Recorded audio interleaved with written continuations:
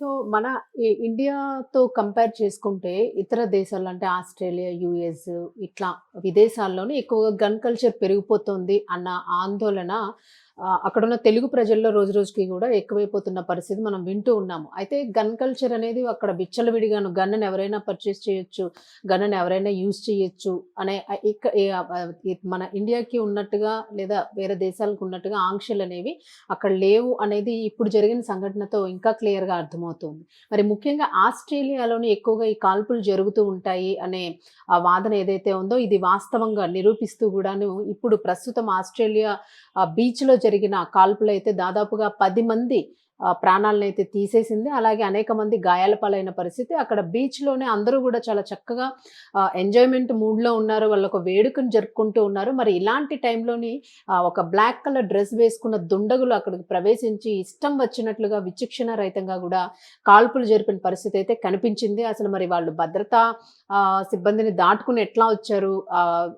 Surrounding ఏరియాస్‌లోని ఎవరు లేరా భద్రతకి సంబంధించి ఇంత విచ్చలవిడిగా కాల్పులు జరిపారు అనంటే ముందస్తుగానే ఒక ప్రీ ప్లాన్డ్‌గా ఈ కాల్పుల్ని జరిపారా అన్న అంచనా గూడా వేసుకుంటూ ఉన్నారు. ప్రస్తుతం అయితే ఈ కాల్పులు జరిగిన నేపథ్యంలోని వాళ్ళని ఆ 10 మంది మిగిలిన వాళ్ళనైతే మాత్రం హాస్పిటల్‌కి తరలించడం, వైద్యం కోసం పంపించడం జరిగింది. అలాగే ఇంచుమించుగా 30 అంబులెన్స్‌లు అక్కడికి హుటాహుటిన చేరుకోవడం జరిగింది.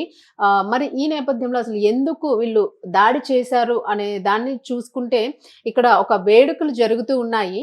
ఎందుకు కాల్పులు జరిగినియి? ఎందుకు వాళ్ళని టార్గెటెడ్‌గా అక్కడ కాల్పులు జరిపారు? మరి 10 మంది ఒకేసారి అంటే స్థానికంగా గూడా చాలా కలవరం రేపే విషయం. అలాగే అక్కడున్న వాళ్ళందరూ గూడా చెల్లాచెదరైపోయి చాలా దూరంగా వాళ్ళు పరుగులు తీసిన పరిస్థితయితే కనిపించింది. ఈ కాల్పుల్లోన ఒక బయట నుంచి ఒక వ్యక్తి ఇంకొక వ్యక్తిని కాల్చుతున్న ఒక దుండగుడినైతే మాత్రం అదుపులోకి తీసుకునే ప్రయత్నం అయితే చేశాడు. ఆ గన్‌ని లాక్కునేందుకు వెళ్లి కొట్టడము, ఆ గన్‌ని లాక్కోవడం గూడా జరిగింది. మరి ఈ ఈ నేపథ్యంలోనే అతడితో పాటు వచ్చిన ఇంకొక దుండగుడు గూడా గన్‌తో పాటు అక్కడి నుంచి పారిపోయిన పరిస్థితయితే కనిపించింది. సో, అసలెందుకు ఈ కాల్పులు జరిగినియి?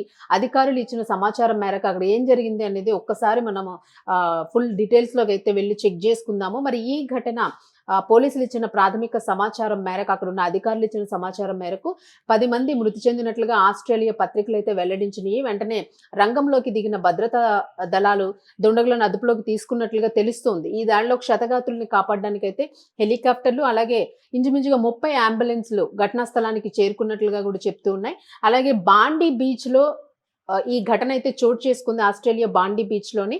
ఈ బీచ్‌లోని యూదులు ఒక హనుక్కా అనే ఒక వేడుకను జరుపుకుంటూ ఉన్నారు. ఈ పర్టిక్యులర్ ప్రోగ్రామ్‌నే వాళ్ళు టార్గెట్ చేస్తూ కూడా ఆ కార్యక్రమమే లక్ష్యంగా, వేడుకలే లక్ష్యంగా చేసుకొని వీళ్ళు అక్కడ కాల్పులు జరిపారు అని పోలీసులు అక్కడున్న అధికారులైతే మాత్రము ఆ భద్రతా సిబ్బంది సైతము అనుమానిస్తున్న పరిస్థితి అయితే ఇక్కడ కనిపిస్తుంది. మరి ఈ కార్యక్రమానికి పెద్ద సంఖ్యలో ఆ స్థానికంగా ఉన్న వాళ్ళందరూ గూడా హాజరయ్యారు.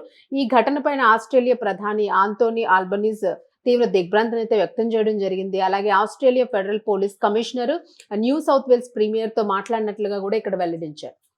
మరి కాల్పులు జరుగుతున్న దుండగుడితో పోరాడిన ఒక పౌరుడు గూడా తను వాంగ్మూలం ఇవ్వడం జరిగింది. బీచ్‌లోకి చొరబడిన దుండగులు విచ్చలవిడిగా కాల్పులు జరుపుతున్న టైంలోని తాను వాళ్ళని అడ్డుకున్నట్లుగా చెప్పాడు. అలాగే ఒక వ్యక్తి పైన అంటే ఎవరైతే కాల్పులకి పాల్పడ్డారో ఒక పర్సన్ పైన వెనుక నుంచి వెళ్లి బలంగా పట్టుకొని అతన్ని చేతిలో ఉన్న గన్‌ను గూడా లాక్కున్నాను అని తను చెప్పడం జరిగింది. తర్వాత చేతికి అందిన వాటితోనే అతన్ని పూర్తిగా తరిమి కొట్టే ప్రయత్నం చేశాము. దీంతో అతడితో ఉన్న మరొక పర్సన్ గూడాను వెనక్కి తగ్గి అంటే కాల్పులు విరమించుకొని అక్కడి నుంచి పరారైపోయే ప్రయత్నం చేశారు.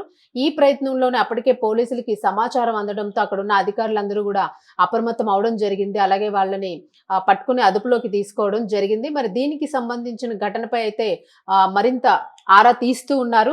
ఎందుకు అసలు ఈ కాల్పులు జరిగినాయి? నిజంగానే ఆ వేడుకల్ని టార్గెట్ చేసుకొని వీళ్ళు అక్కడున్న వాళ్ళందరినీ గూడా అంతమొందించాలి అనే ప్రయత్నం ఏమైనా ముందుగానే ప్రీ ప్లాన్డ్‌గా స్కెచ్ వేసుకొని వాళ్ళందరి పైన గూడా కాల్పులు జరిపారా అన్న కోణంలో గూడా పూర్తి స్థాయిలో విచారణ చేస్తూ ఉన్నారు. అలాగే వాళ్ళిద్దరిని అదుపులోకి తీసుకున్న నేపథ్యంలోనే డీటెయిల్స్ అన్నీ గూడాను ఎవరు పంపించారు? దీని వెనక ఇంకా ఏదైనా పెద్ద కుట్ర జరుగుతుందా అన్న కోణంలో గూడా పూర్తిగా విచారిస్తూ ఉన్న పరిస్థితి అయితే ఇక్కడ కనిపిస్తుంది. అలాగే మృతి చెందిన వారికి సంబంధించి పూర్తిగా అక్కడున్న కుటుంబ సభ్యులు గూడా ఆందోళన వ్యక్తం చేస్తున్న పరిస్థితి. మరి వారిలోన ఎవరెవరు ఉన్నారంటే ఎవరైనా అక్కడ లోకల్స్ వాళ్ళే ఉన్నారా? ఇంకెవరైనా తెలుగువారు గూడా అక్కడ పార్టిసిపేట్ చేశారా దీనిలోని అన్న అనుమానాలు గూడా వస్తూ ఉన్నాయి. సో, దీనికి సంబంధించి ఎంక్వైరీస్ జరుగుతూ ఉన్నాయి. అధికారులు మరింత సమాచారాన్నయితే వెల్లడించాల్సి ఉంది.